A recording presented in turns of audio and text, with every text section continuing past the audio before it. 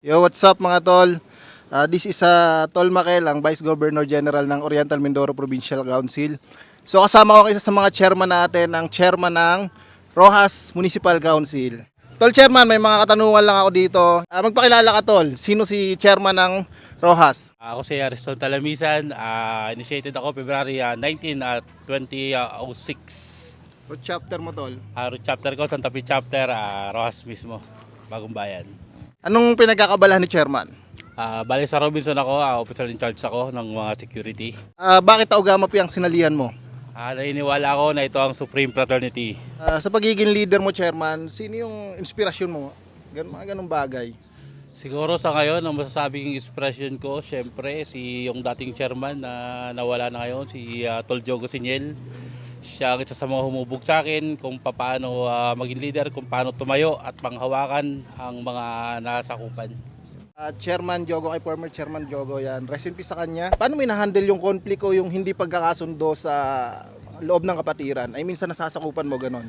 Ano lang ako, kalmado lang ako lagi. So tuwing mag-aayos ako ng problema, kailangan ay win-win solution lagi yung aking binibigay.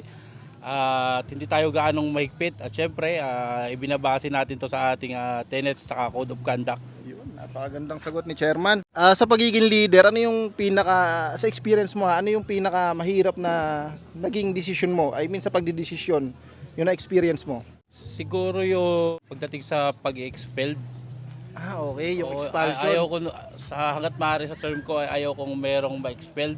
Siyempre, kapatid na natin yan. So, Pinaghirapan yun ang nila. pinakamahirap sa akin, yung pipirma ako ng expulsion letter. Paano mo nabivision yung Roxas Municipal Council 5 years from now? Siguro, napakarami na namin nun.